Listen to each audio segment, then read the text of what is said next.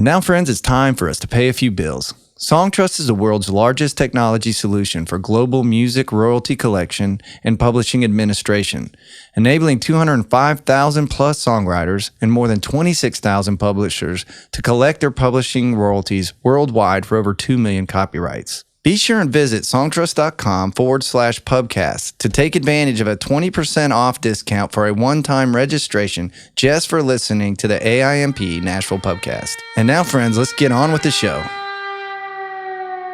Hey, family and friends. Welcome to the latest episode of the AIMP Nashville Pubcast. On this episode, we chatted up with Anna Bond, Senior Director of Global Business Development at Songtrust. Anna preaches the importance of admin. Whether you're a local punk band or Drake, you need to worship and praise your administrator. Welcome back, listeners. Here we are again for another fantastic episode of the AIMP Nashville Pubcast. And today we have Anna Bond, who's the Senior Director of Global Business Development with Songtrust. And we're going to dive into the world of administration and how important administration is. I cannot stress. I've said this frequently throughout some of the other episodes.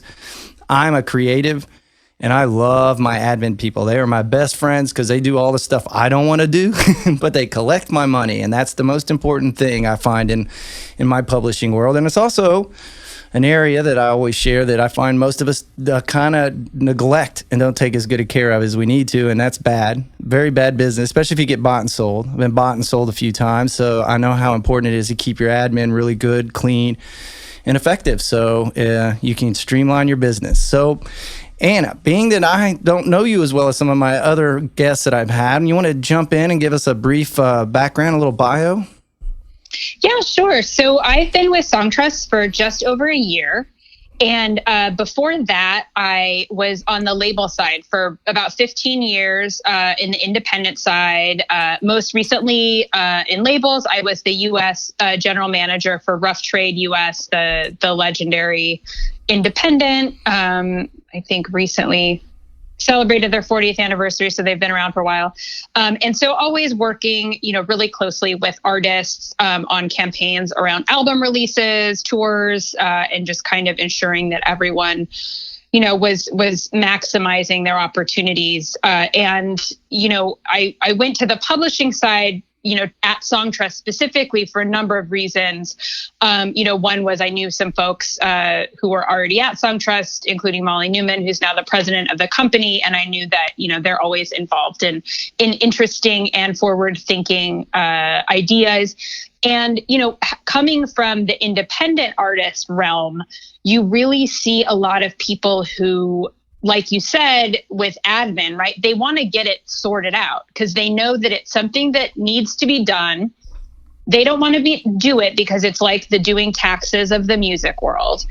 And so a lot of artists would just kind of sign early in their careers, these not particularly advantageous pub deals. For a small advance, they buy a van and then never really expect to see much on the back end, if they're not getting a superstar covering their track or some sort of like big name collab. So I would see that, and I would see, most of their syncs still coming from their independent labels.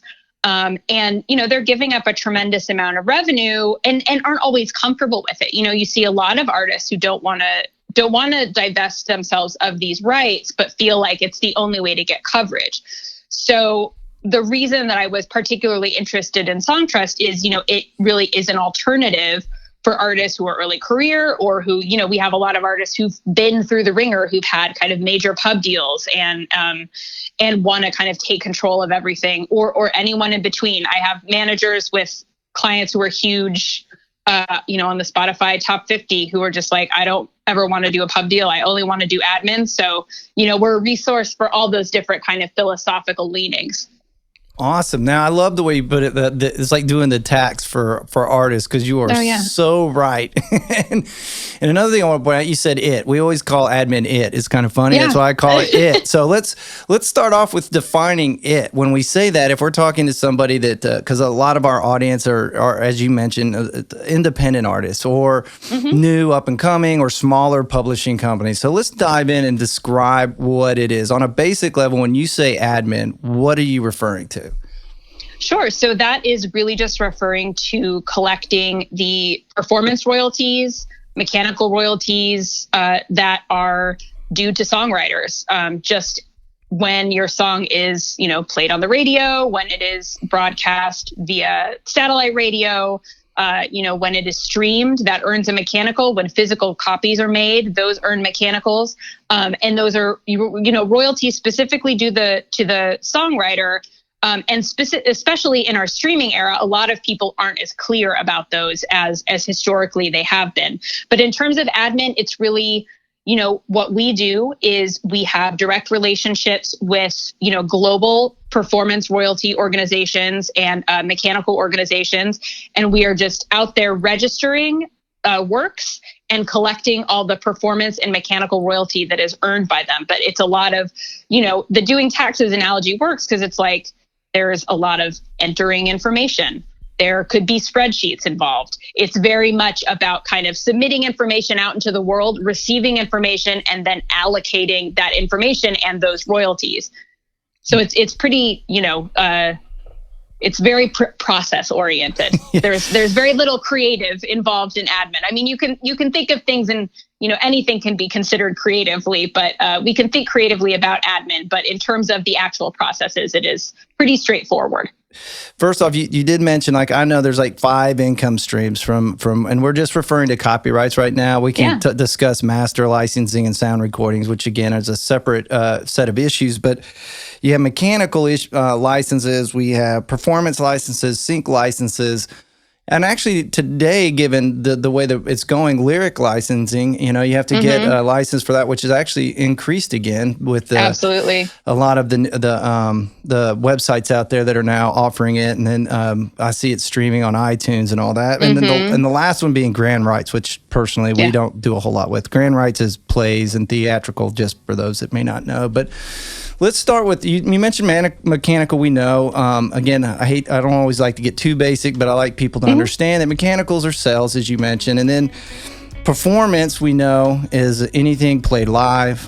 We had an episode on live performances recently. And then we also have, on live, it's a radio. Anytime you hear radio. Right. And as you mentioned, some of the confusion is now in streaming, a stream is split. We have part of it's mechanical, part of it's performance, because that's how we did it, 50-50. So we just decided it's both a reproduction and it is also public performance.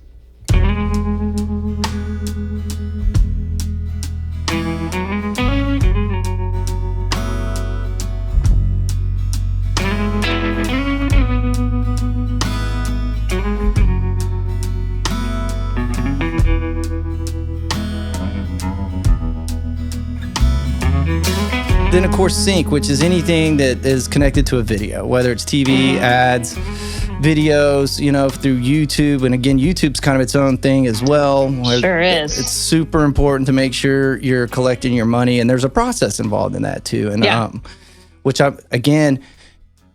it's all changed in the last 8 years for me. And admin was fairly clean and simple. You had a couple places you went to go collect your money, but now it's so broad, right? Well, and I think, historically, a lot of artists who are from an era, a pre-streaming era, who they kind of, were the most popular then, especially in the independent sector, were used to either having a 50-50 deal, so there's no mechanicals paid with their indie label, or, they got the mechanicals paid directly from the label. And so the idea that there's this other source of mechanicals from streaming that don't flow through your label, that in fact, only flow through the mechanical rights organizations, is something that we're trying to really educate people on, because there is a lot of confusion. And the fact that there's a performance royalty earned with the stream is also something that eludes a lot of people. But, when people are like, well, I'm registered with ASCAP, I'm registered with BMI, so I'm all set on publishing administration, you're getting your performance royalties in the US specifically, but in terms of mechanicals, it's a completely different ballgame. Perfect. I had in my head to ask the question now on mechanicals, where do you go? You mentioned organizations. What are your organizations you should be sure that you are affiliated with to make sure you're getting your mechanical license? Well, in the US, it's primarily Harry Fox and Music Reports, or MRI. But Harry Fox is not really built for individuals. It's really built for publishers. It's a pretty long process to get signed up. It takes a while. It's a bit arduous because that organization, like so many of the societies around the world, that was built in an era when you were really working with publishers in order to get your mechanical royalties, because mechanicals were coming from record labels, and the amount of artists who were releasing on record labels was much smaller than the amount of artists who are able to release, directly to streaming services today. So it was just, structured very differently and really not built for, individual creators to sign up with them in order to collect their mechanicals. Right. And I still basically, for anybody out there, that I always refer, like, as a pretty mid-sized publishing company that we are, we're still independent. Like, if you're an independent artist licensing music, Harry Fox is still kind of the go-to that's if you are the user. Like, if you record something, you need to make sure it's licensed. Most of it's on Harry Fox. Pretty painless procedure there on an indie level. And you did mention their song file is pretty searchable. Yeah, and that makes it super easy. But again, on the collecting side, if you're indie and you're putting your own music out, now you mentioned music reports. Do they operate similarly to Harry Fox?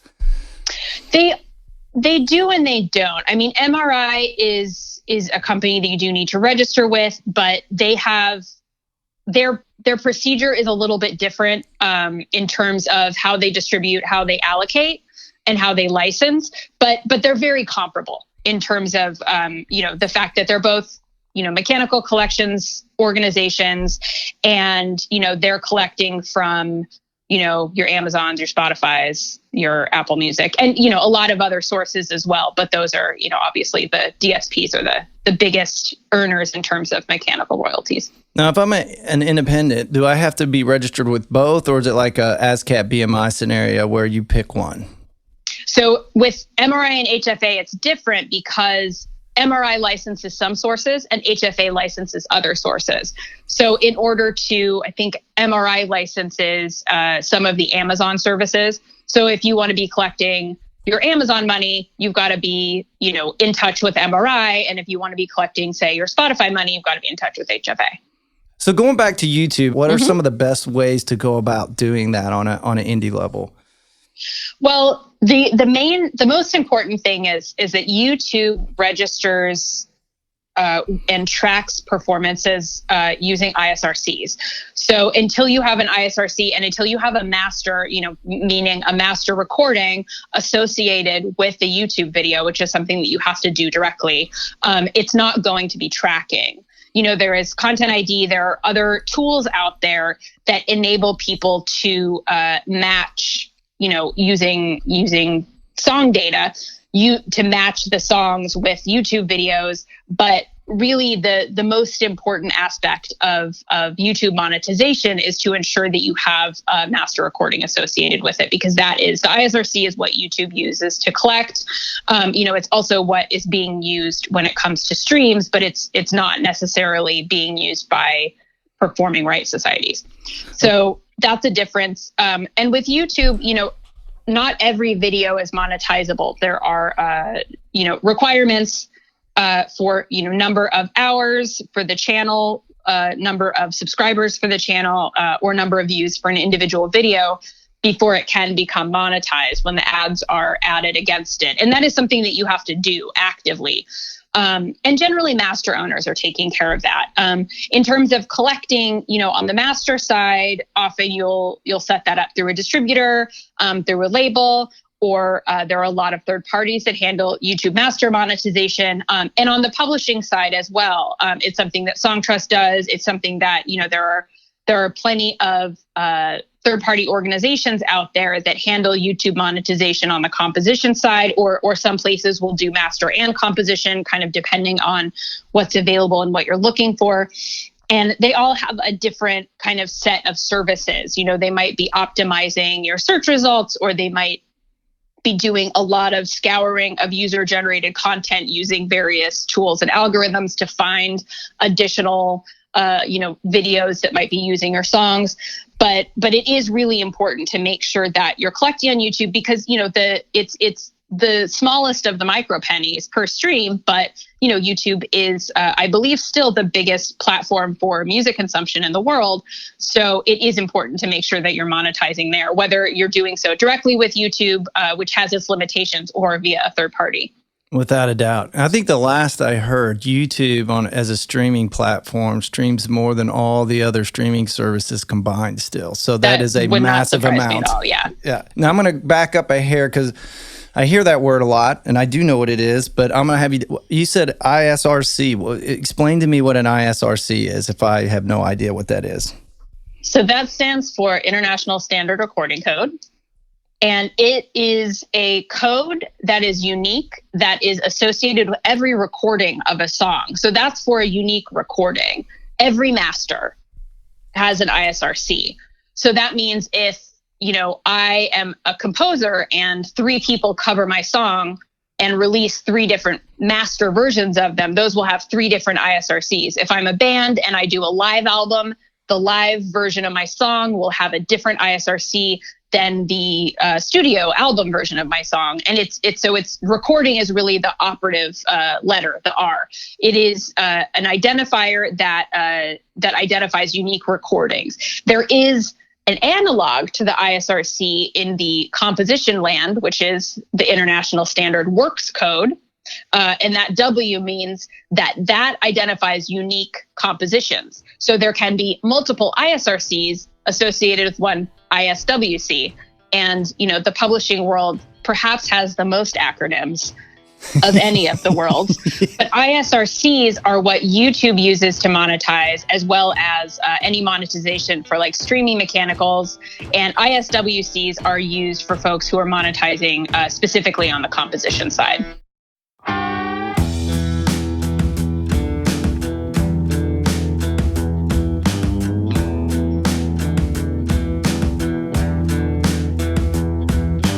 So there's a great reason to have an administrator. I know when I started up, I had a company for 8 years parallel. I did a lot of the administration at first because I had 0 writers. I started from ground zero. But even as soon as I really got running, I immediately hired somebody to start helping me on the administrative side. Because again, I cannot stress how important it is to get that clean and set up in the beginning.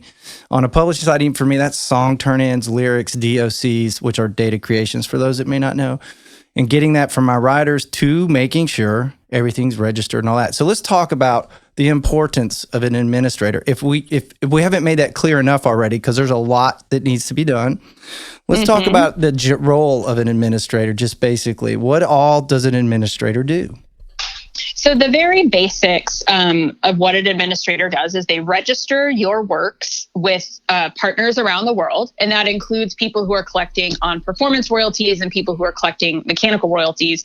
And they check those registrations, make sure they are, activated, make sure that you are collecting. If okay, I had a radio song, a year ago in France, where's that money? They're the ones who are going after it, talking to the French Society, talking to all of the sources, and ensuring that, the royalty statements add up to what was really happening. If okay, well, this song had 100 million streams and I'm not seeing the mechanical royalties that I would expect for 100 million streams, it's going back and, contacting the DSP, contacting the mechanical royalty organization and saying, is there an issue with the registration? Is there an issue, with the collection? What's going on? Is there a counterclaim? If you write a song with a friend, you split it 50-50, but that friend who's a bad friend goes and registers the song at 100% belonging to them, you're then, as the second person registering it, you then have to show proof of the agreement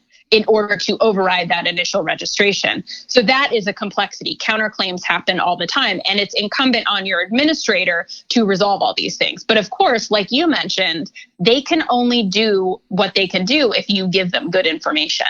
What is a typical cost range for administrators? That is going to vary pretty widely. And because some administrators, administrators take different pieces of income. Like some administrators, even though they're not the creative part of the publishing world, will take a percentage of passive sync and passive means they didn't go out and pitch it for you. They just maybe did the paperwork after someone else had kind of procured it for you. That's the sync industry word. So, you'll have some administrators will say, okay, here's our percentage for, incoming sync income. Here's our percentage for mechanicals. Here's our percentage for performance. Here's our percentage for ex-US. Here's our percentage for inside of the US.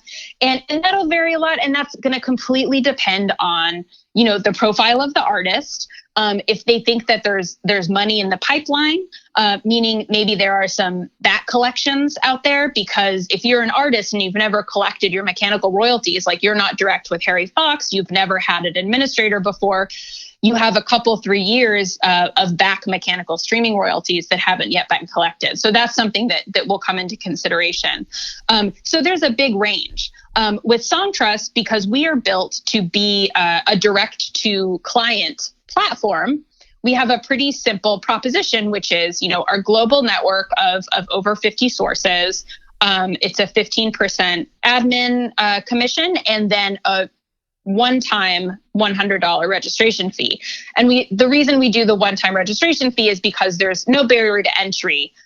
We're not like a traditional administrator or publisher where you have to kind of meet someone and go through an A&R process. Songtrust is available for everyone, but we do need to kind of cover our costs with the one-time registration fee.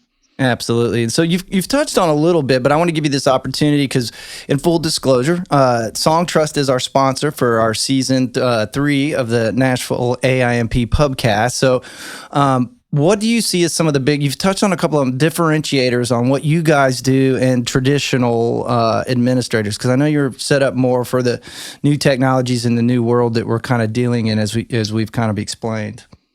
Yeah, absolutely. I think that's one of the biggest differentiators is we're truly a technology company. I mean, we're a music company because all of our technology is in support of artists. But we, identified when Songtrust started that, the publishing world publishing is a very old industry, right? And, a lot of the organizations who are kind of the backbone of the collections are pretty old, and they've had to keep up with some incredible changes in technology.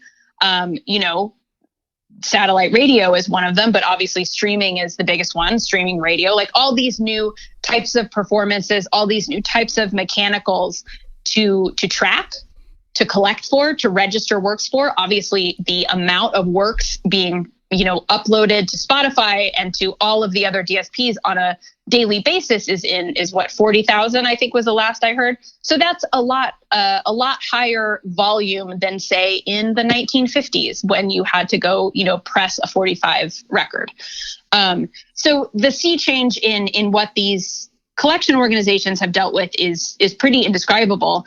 And, Songtrust really wanted to start as a company based on the idea that, this is a scalable business if you're using technology correctly, and you're making sure to be a good partner to the societies by providing data excellence, but also, just making sure that people out there, like we work with so many artists, maybe they're a producer, they have 10% of 3 big songs.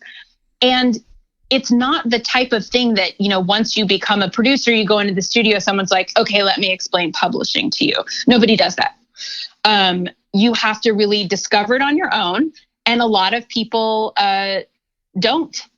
That's one of the reasons that Songtrust is specifically interested in educating people, because again, this information, like you mentioned at the beginning, it seems shrouded in mystery. It seems so hard to understand. People just want to, put their head in their hands.